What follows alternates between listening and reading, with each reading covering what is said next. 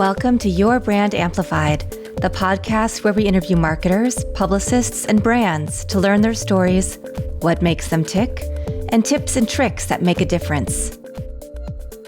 I am Annika Jackson, and I am here with the fabulous Lynn Abaté Johnson. You are a multi-hyphenate, right? International best-selling author, global consultant on businesses, content creator, community director, marketing specialist, brand navigator, so many things. So Lynn, thank you for being here, first of all.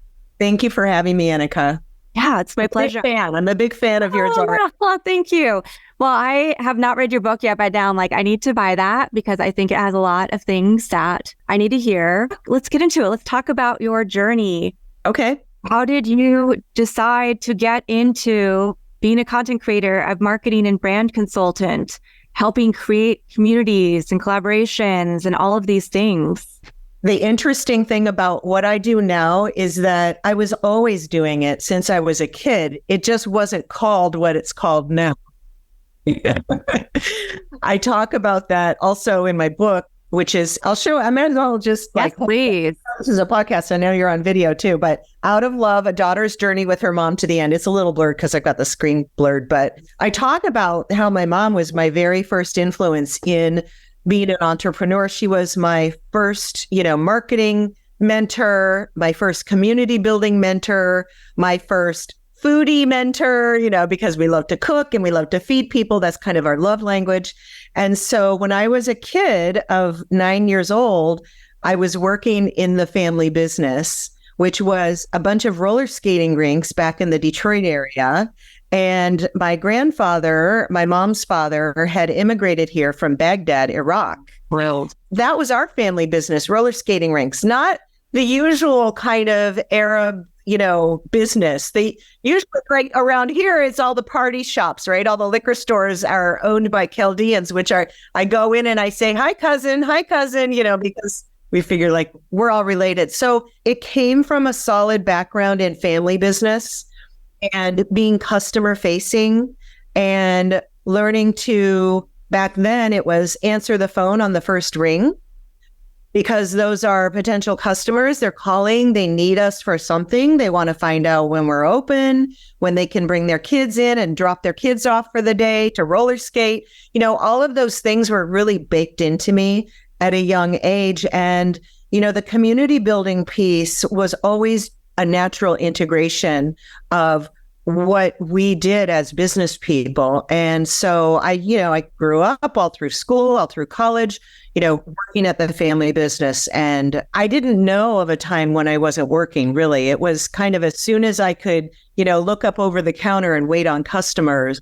And so that piece of it is really sticking with me today. It's the piece that I love to do. I love facing customers, and I have found ways, fortunately, after all of these years, and when the social media platforms started popping up, I thought, oh my gosh, this is amazing, because now it's going to be an even faster way for us to meet people, for us to reach out to our potential customers, for us to establish relationships. And for me, true community building is all about establishing and growing relationships over time. And as entrepreneurs, many of us didn't want to do the kind of non-sexy building work at the beginning. And so that's now what I help entrepreneurs and brands and collaborative teams do, is to really invest the time in people. Bottom line. We're so on the same page with that. It's so interesting when companies come to you and they've done all these other things, right? They think they're ready for PR maybe, or they've done this or they've done that, but they haven't worked on that. Work on your ideal customer personas, make sure that you're meeting them where they are. All the stuff that people don't take the time to do, but then they have to go back and do it, or they have to have an expert come in like yourself and help them see what they're missing. Exactly. And one of your other podcasts that I was listening to, you really zeroed in on this beautifully, is that, business owners, especially entrepreneurs, especially, 1 or 2 person shops, really need to also do that work, that inner work of figuring out who they are, what their identity is. Because without that, without us knowing exactly who we are and why we're on this planet and then who we're here to serve, nothing else happens.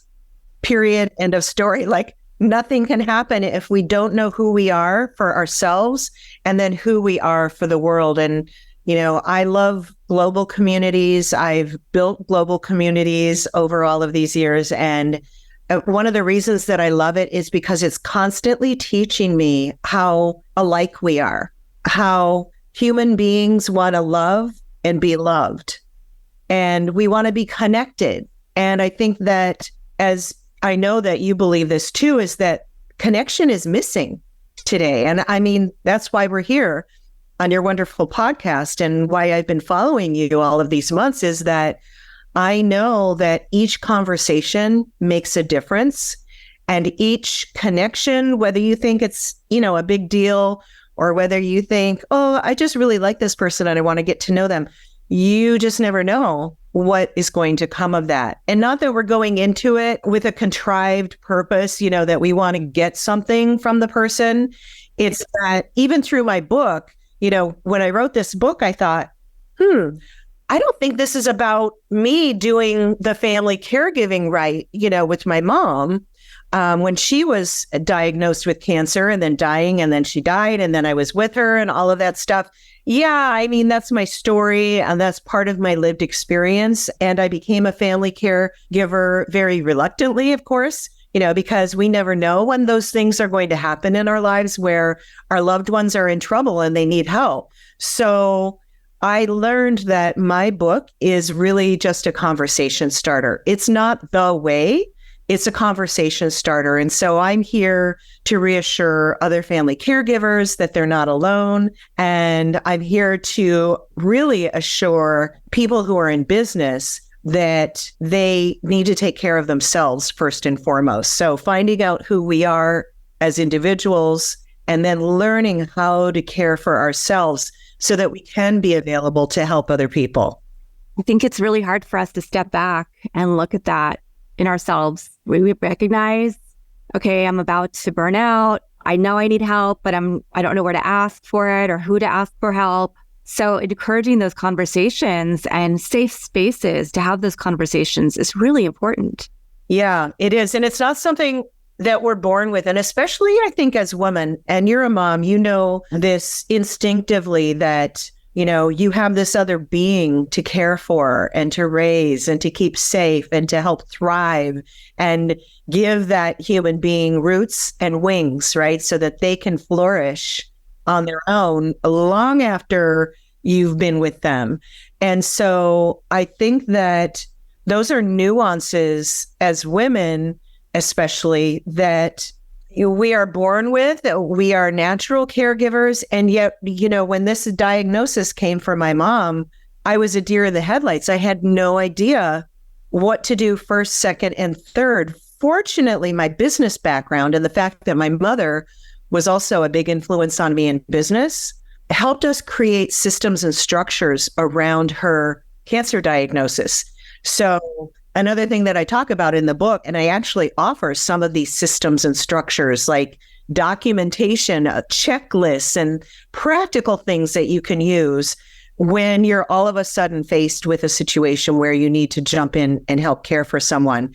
I often joke that we created a business around my mom's cancer diagnosis because that was our natural instinct to do that, to say, okay, what are we going to need? Is there going to be chemo? Is there going to be this? Is there going to be that? And not knowing what was going on from minute to minute, we reverted to what we knew to be true and what we're skilled at. What are we already naturally gifted at?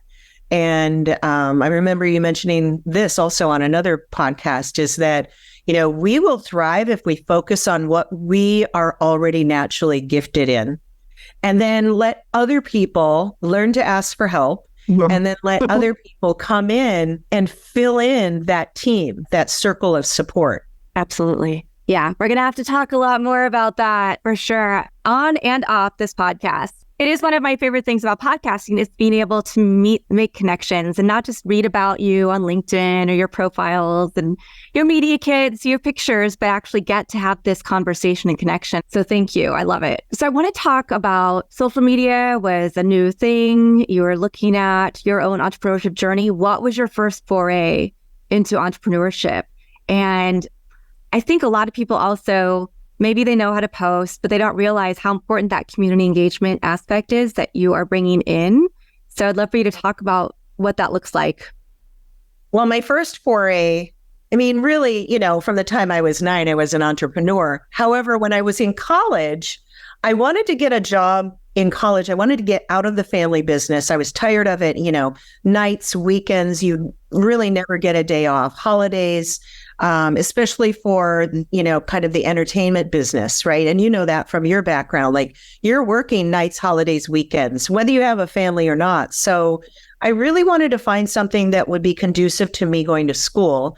And I knew a retail job, kind of working at a department store wasn't going to allow me to do my school schedule the way that and my study schedule the way I needed to. So I got into this cosmetics industry, and it was direct sales. And so I was responsible for building my own clientele, word of mouth. This was way before social media. And this was a global company that built an international, like in 40 countries without any social media, barely even a website. It was word of mouth, one by one.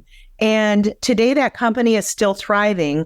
It was founded back in 1956, but I ended up becoming one of the top salespeople, and training salespeople. And then at the annual conferences, we would go on these big trips that we earned, right? And then they would ask me to speak. And of course, I didn't realize it at the time because I was so flattered that they asked me to speak on stage to thousands of people with, the teleprompter and the lavalier and everything, and up on stage in a suit and heels. But I just was flattered. So it didn't occur to me that I wasn't getting paid to do that. However, I was getting paid in the way that it gave me all of this experience to where today I love to be on stage and I love to speak, and I'm super comfortable with an audience. It's just that now I want my audience to be more intimate and I want to engage them. And I love the experiential learning part of what I do and what I teach and train and consult on. So then social media comes along, and in about 2008, I had no desire to get on Facebook. However, my little sister, who is like my mom, like the original social butterfly, he said to me, well, Lynn, and this was before Facebook had company pages or business pages at all. This was before Facebook was even, 2008. So they weren't public. They didn't even have a like button yet. And it was just kind of a free-for-all. And so my sister says to me, Lynn, you could promote your vacation rental business, because I had a vacation rental in the house that I lived in and also a house that we had in New Zealand. So I had 2 homes that I was renting out as vacation rentals to global audiences, and she got me. It's like, I said, okay, well, if I can promote my business using Facebook, I'll get on it for that reason. But I don't really feel like having people from junior high and high school in Michigan track me down in California. No, thank you. Not interested. And then from there, I just saw what a gift social media was, and really still is, to be able to meet people. Some of the best friends that I've kept in touch with over years and then ended up meeting overseas in Sydney, Australia, and in New Zealand and in the UK have been people that I have met online. So I'm not turning my nose up at it. And yes, there's a lot of controversy. And yes, you can get into all of the complaints about it and the things that we don't care for about social media. However, I choose to focus on those relationships, bottom line, where I'm meeting people and getting to know people. And, people come online, and especially since I published this book, people have been telling their stories of, their moms, their dads, their kids who are sick, got leukemia, got in a car accident or a motorcycle accident, and they are thrust into this family caregiving business without having any prior knowledge of it, and also trying to be a professional and run a career at the same time. So I'm out to humanize our social media channels even more, and especially on LinkedIn, where it can be a little bit dry, and it can be a little bit cold and kind of like you were saying, like you see people's profiles, but you really don't know who they are. And we study in marketing, demographics, geographics, psychographics, what do they do for fun on a Sunday afternoon? Who do they hang out with? If they have a choice of anybody in the world, who are they hanging out with? And what kinds of hobbies do they do? Like a lot of people don't know. I love to roller skate, and I go out and I skate, on the Strand by the beach whenever I can. And it's interesting because I don't talk about that a lot on social media, but when I do, I have other people coming in. Sure. Skate too, or I just got thrust into being a caregiver. Oh my gosh, what do I do, Lynn? And so there's really a lot of heart and soul connection that can happen if we're open to it, and if we're showing up as ourselves, as our true selves, not some kind of, fabricated kind of stock person, or somebody that, I remember you talking in one podcast about, brands choosing their colors because they did a study or they did a Google search on what are the best colors for a business brand palette. And they might have chosen blue because they thought blue was a good color, but they don't ever wear blue. They don't resonate with blue. You're never going to see them wearing blue in any of their professional photos. So why do that? So I have a course now that I've created. It's an online course, and it's called Show Up You. Nice. And that's it. Show up you. And then you're going to naturally attract your ideal clients, your ideal customers from showing up as yourself. And then the people who aren't for you, they'll go to somebody else because there's lots of fish in the sea, as we used to say, right? And so those people who aren't for you, they're going to know they're not for you. As soon as they see you, what you look like, what you sound like, what you say, people are going to make those judgments and assessments and have their opinions. And they're either going to be drawn into you. Like I always say, marketing is a magnet. It draws people in, and they're going to go find someone else. And I have actually referred people, if I've had I do a 15 or 20 minute kind of get to know you interview with people who are interested, and especially if I don't know them. And often, if I don't think they're a fit for me, I've got friends I can refer them to. So there's plenty of business. Yeah. And that's the attitude I think we all need to come in with, is not everybody's for us and we're not for everybody, and that's okay. And being able to find the right people is so much more, not just validating, right? But it just makes us feel so much better. And it makes us want to continue to pour into that and who we are and continue that journey. What I love about that is that when we do show up as ourselves, it does become soul satisfying. It satisfies us at a deep, deep level to where working becomes pleasure. And, it's all interchangeable. And that's why I always say that business is personal. I remember one good example of when my mom was diagnosed, and I was working in Silicon Valley at the time on a marketing team. And I didn't think, this was in 2011, and I didn't trust the 3 co-owners. And well, there was one that I trusted, but not the other 2, the one that hired me. And I loved him. And he and I were always kind of simpatico, but the other 2, I didn't know, they didn't know me, I didn't know them. And so I chose not to reveal what was going on in my home life. And so that's a struggle that a lot of business people have, is that they will, that old adage, fake it till you make it. I don't believe in that anymore. I used to think fake it till you make it was a great idea.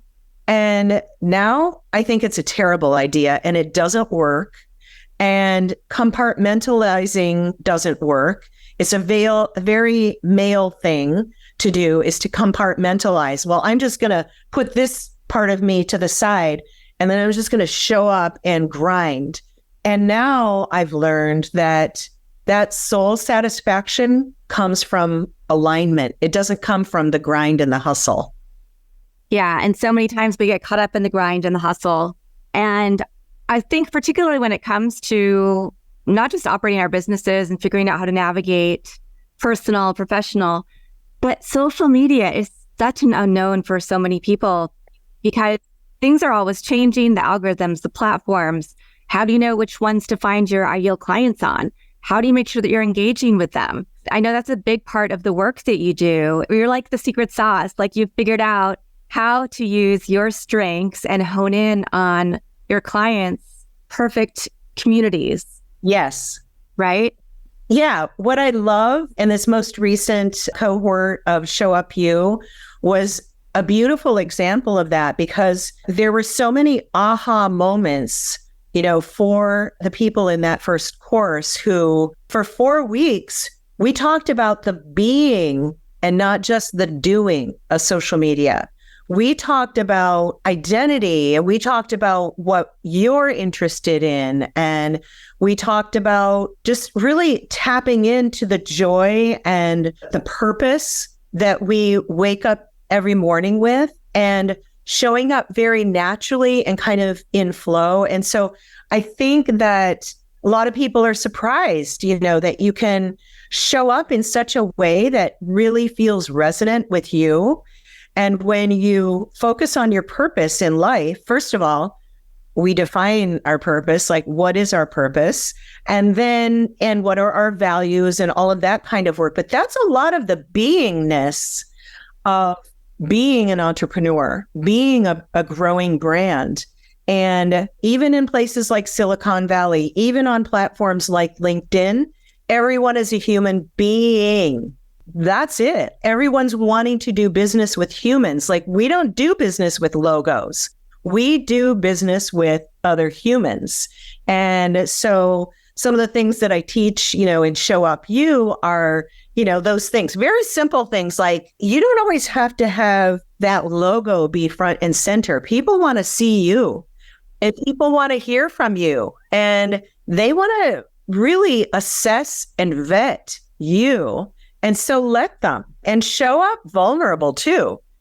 Some of the most beautiful social media posts I've ever seen that got the most engagement, like flying off the charts, resonant for people all over the world, strangers and friends and family alike, were those that people were the most vulnerable and like down on their knees and saying, I messed up, or I'm in trouble, or I did this, or I'm so scared, my mom just got diagnosed, or, all of those things. And that transcends gender, it transcends culture.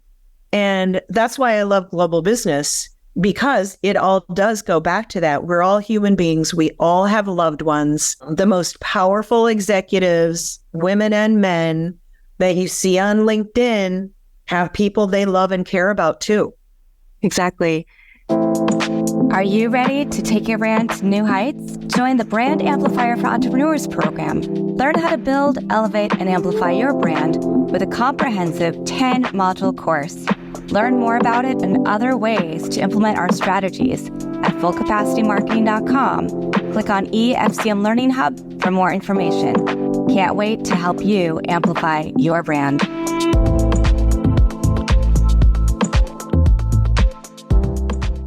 I talk about this a lot with my students, PR and advertising majors, but we talk about branding and how if you don't start with brand, and it's uncomfortable sometimes to find or share your authentic self, but once you can do that, it's much easier then to figure out how to do it for your clients. Yeah, it is. And, I like to let people know that they do have authority, right, over, and they're always at choice. So they get to choose what they're going to share and what they feel the most comfortable sharing. And I do exercises with them too, about, share something that you like, have it be very base, like just something you're enthusiastic about. You don't have to like spill your guts and tell all of your secrets. No, it's not like that. We can be discerning and still be branding ourselves in certain ways. We can be extremely marketable in business without being, wearing our heart on our sleeve completely. So it is a learned skill, and I believe that it's learned. I've been learning it all of these years, and I'm still learning it, that there are some things that I will share and some things that I will not share on social media. Some things I think are appropriate to get into conversations about online, and other things I think are not appropriate to get into conversations online about, right? And so discernment, as I work with my own coach, I have a coach and I have a team of people who is a circle around me that supports me, right? I've been working with my own coach on things that I have in my life, like trusting myself, trusting others. I've worked on discernment. I've worked on, what is the difference between trying to save someone or being codependent and being in community with them. And so while a lot of us, and kind of going back to our natural tendency to nurture people, I have found for me in the past, I will lay down my life, right, and disregard my own needs for the needs of someone else. And I found myself doing that in my professional life as well. And, it was very unhealthy, very, very unhealthy. When I started writing the book, I was also really still unhealthy from all of those years of caring for my mom. And the irony in that is that here you are being a caregiver without really caring for yourself. Yeah. It's so funny because that was exactly going to be my next question is, how do you then turn some of those tools? Because we're used to being caregivers, we're used to saying yes to everybody else to our own detriment many times. So how do we learn to say yes to ourselves, listen to our own voices, and make sure that we're pouring into ourselves? Because then that makes us a better caregiver to your parents, your children, family members. Who is your priority? Yes. And I think it even gives us a better edge and an advantage at work. As a leader at work, in whatever work capacity we're leading teams or whatever it may be, tapping into that identity. And, there's one story that was one of the most traumatic things I've ever been through as an entrepreneur. It was probably 8-10 years ago when I had to fire my highest paying client. And firing a client is not something I recommend. It's a last resort, and I still had to do it. And so here's how I came to that. So, I talked earlier about, being a people pleaser, and like I would practically lay down my life for anyone or any cause or anything that I thought was important, whether it be at home or at work, which was completely detrimental to me. But when I had this one client, and I signed 6-month contracts to start with a new client for social media management, for example. And this one client came to me. I vetted this client. I was living in a small town. I vetted this client. I asked around about them and thought, okay, it's cool. I'll go ahead and take this client. Highest paying client I had. And every single time within the first month, every single time I got an email from this client, I had this churning, sick feeling in my stomach. And I just knew, and I was getting ready to go to Burning Man, which I don't know if you know what Burning Man is, but yeah, I went to Burning very Man. familiar. Every single year for 2 weeks, I went to Burning Man, and there was no way in hell I was going out to the desert and going to be completely unplugged offline and have those emails, those yucky, gross, stomach hurting emails, like coming from my inbox. Like I needed that 2-week pilgrimage out in the desert to myself. And so I just got up the nerve and I said to the client, I wish you all the best. I'm so sorry that I can't help you the way that I thought I would be able to. I have been ineffective. So I wish you well and be on your way. I'm releasing you from your agreement. And this is just 1 month into it. And I really needed the money at that time, Annika. That is so hard for any of us to do, especially if it's your highest paying client. But the fact that you were able to recognize that you were really skilled, but you couldn't serve that client. Not that one. Because yeah, it just didn't feel, that's so important that you listen to yourself. And then I bet when you got back, there were other opportunities that opened themselves up to you. Yes. So when I got back from that trip to the desert, I felt such a weight lifted off me. And, the moral of the story is listen to your gut, because my gut is the place, or sometimes in my chest is where I will feel the dis-ease, right? And so if you really start to tune in and listen, and it takes work and practice, then you can determine through really being discerning what's good for you and what's not good for you. And you can make those mistakes less and less and less. You might still make a mistake, but yeah, when I got back from that trip, the thing I realized is that when I started to value myself more, I started charging more for my time. Yeah. And when I started charging more, it was like a ripple effect. I started attracting customers who were happy to pay, didn't try to micromanage me. They weren't sending me nasty grams on email ever. In fact, they were sending me messages like, we think we should be paying you more, Lynn, because you're helping us so much. Who doesn't want to hear that? Right? Who doesn't want to hear that? Yeah. Amazing.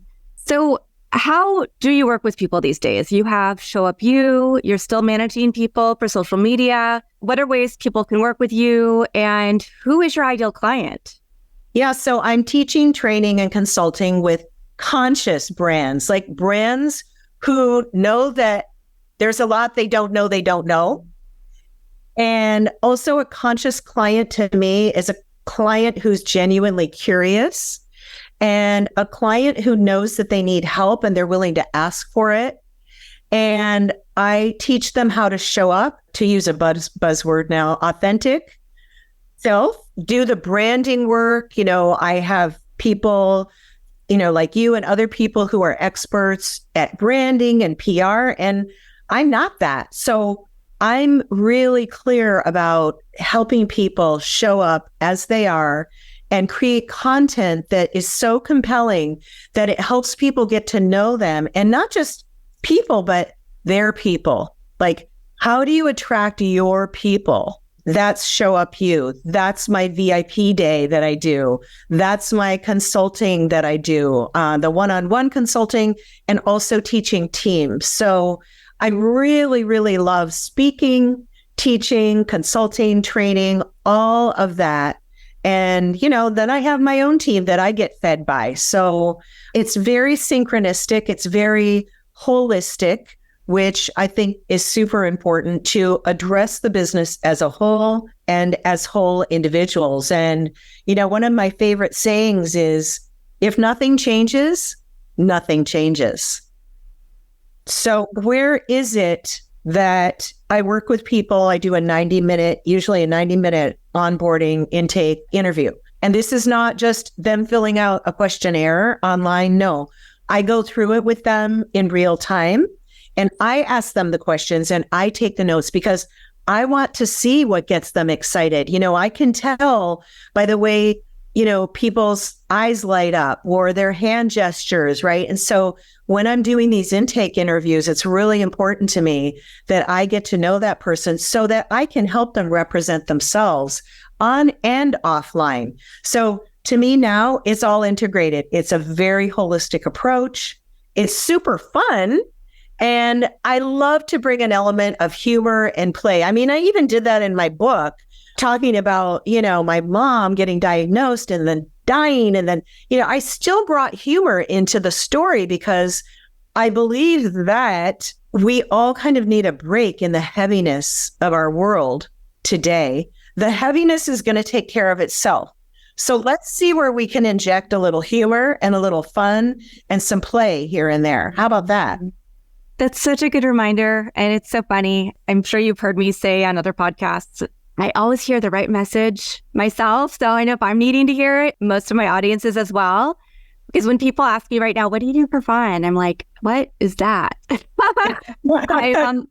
a single mom and I do this and I do this and I do this. And this is what my life looks like. And I see that down the road But it also does keep you, even if you think you're showing up as your full self, you're not, because you're not infusing the fun and you're not taking that time.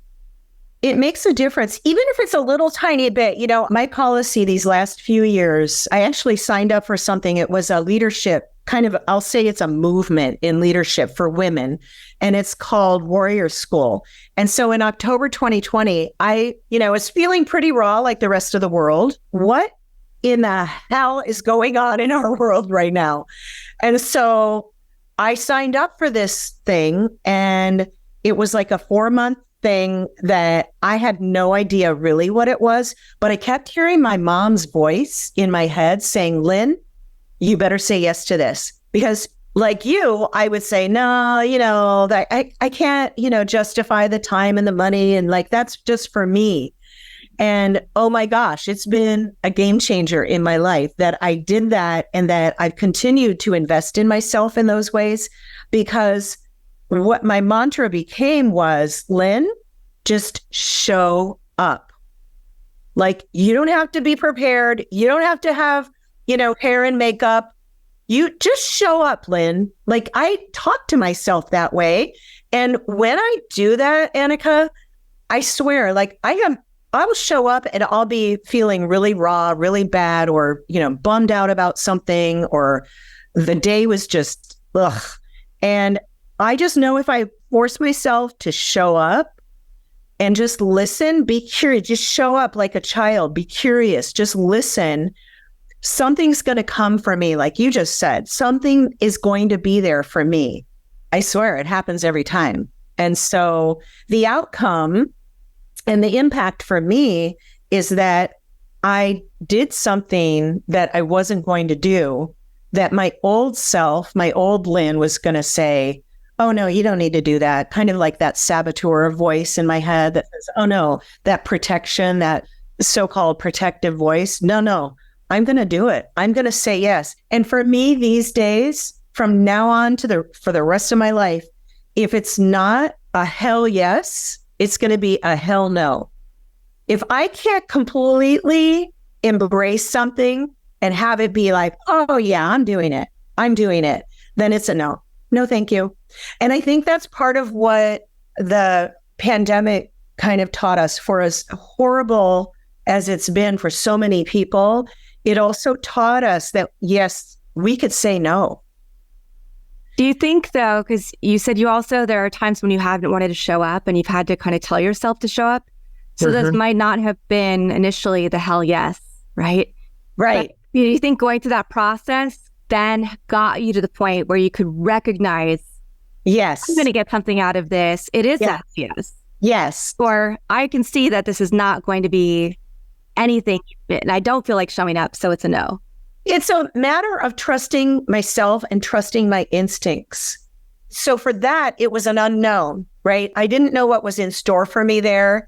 And however, I trusted my coach, who was the one that was putting it on, who then became my coach and is still my coach today. Oh my gosh, so thankful for that.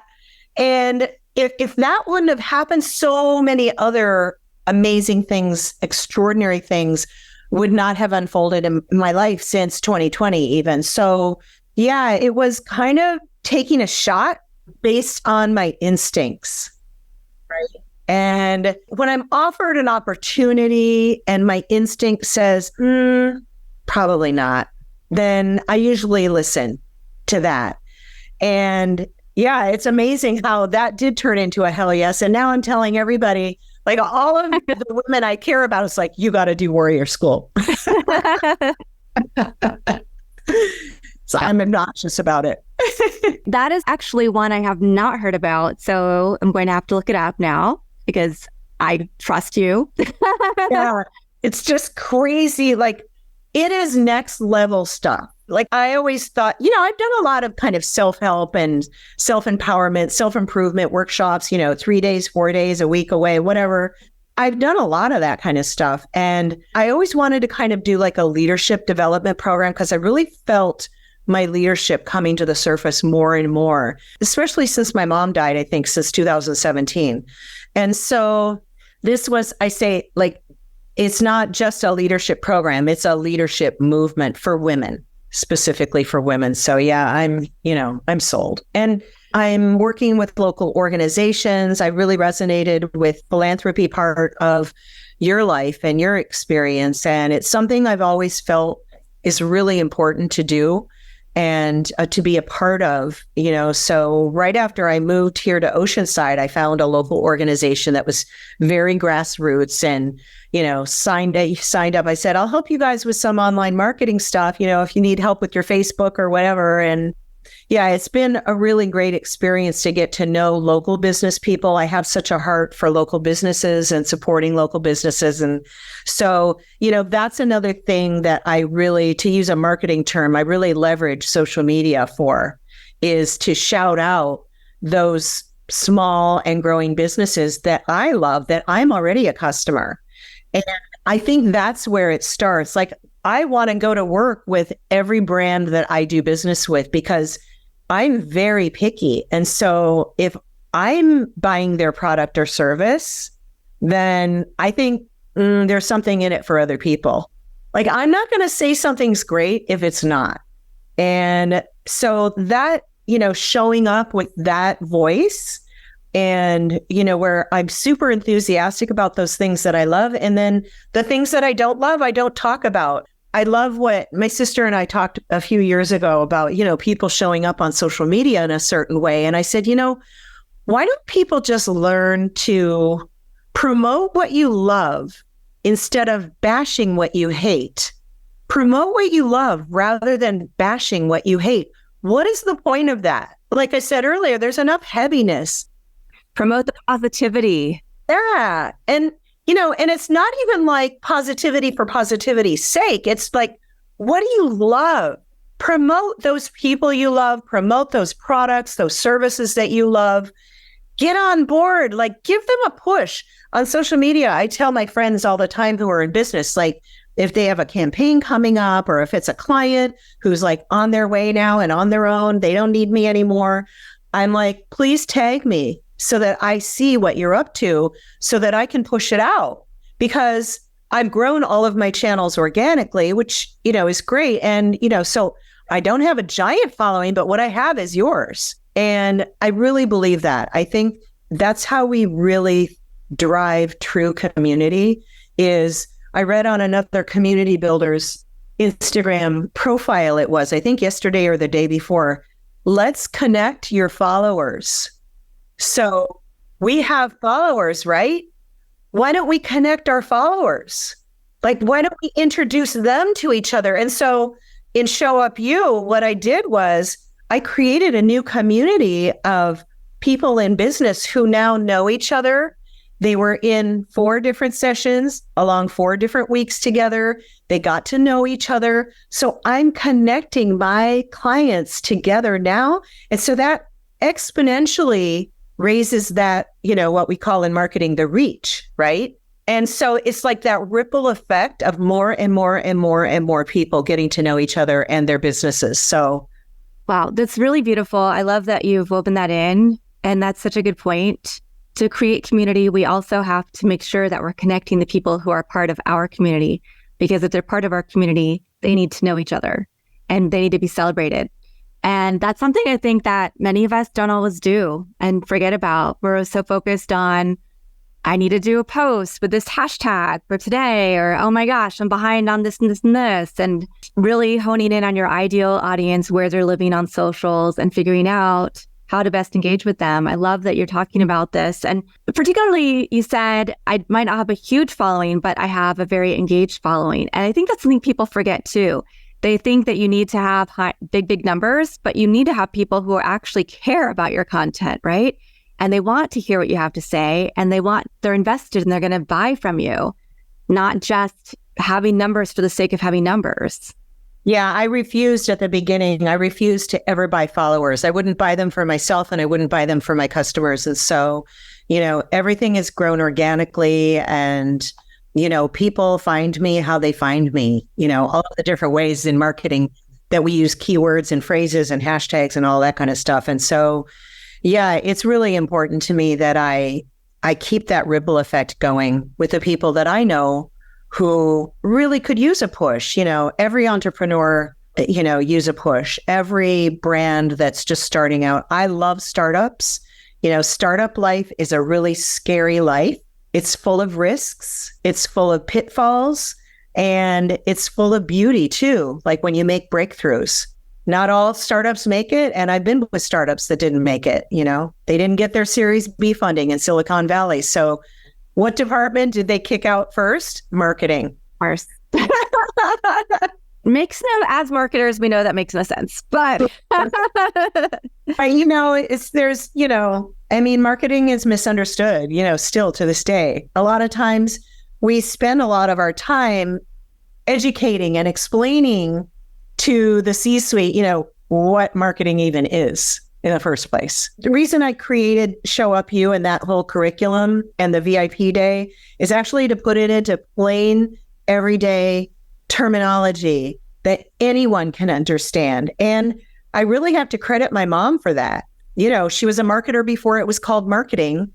And one time I remember I had a client that said, okay, we're letting marketing go. And I said that to my mom, and she said, well, then how are people going to know about them? And from my innocent little, 70-something-year-old mom, well, then how are people going to know about them if they don't do marketing? So interesting. Yeah. I was just thinking about that earlier today. And it's a whole thing. It doesn't matter what career you're in. If you don't tell people, they're not going to know. That's right. What are the easiest ways for people to connect with you, follow you on social, learn about your programs, how to book you as a speaker, buy your book, all of that? Yeah, everything is on LynnAbatéJohnson.com. So it's my name.com. And I know you'll have that in the show notes. Yeah. And I have for the family caregivers on caregiving website, my book website, which is connected, to my main website. I have some practical resources that people can download, some PDFs that they can download to help them kind of navigate that really messy soup of what it takes, to care for someone, especially in the beginning stages, before you kind of get used to the new normal. And then I have a wait list that I'm creating for Show Up You, which will be the next 4-week online course. It's just 90 minutes a week.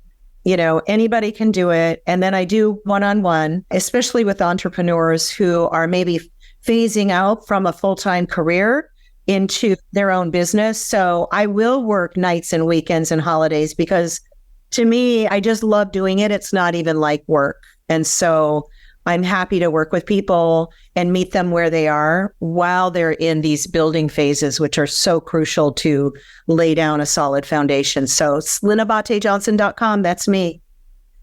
I could ask you questions for hours and we could cover so many other topics, but we'll just leave this as a little teaser for the audience. Do you have a favorite quote or mantra or some final words of wisdom you'd like to share? Well, I think the one that I said earlier, if nothing changes, nothing changes. Let me see what else.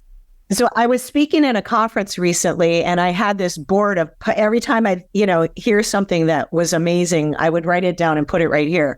So culture eats strategy for breakfast. Okay. So I'm a strategist. I'm a systems and structures person, like from the get. However, without the right culture, and I'm talking about the culture that starts right here within us and then ripples out to our communities, without that solid culture and identity, strategy is wasted. Culture eats strategy for breakfast.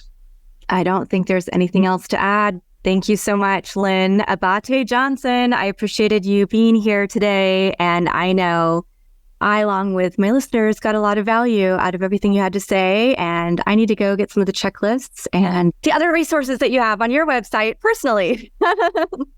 Awesome. Thanks for having me. I really appreciate it. Yes, and thank you to my audience for coming back for another episode of Your Brand Amplified. I'll be back again in a few days with another amazing expert. Want more? Check out amplifywithannika.com or follow me on socials at amplifywithannika.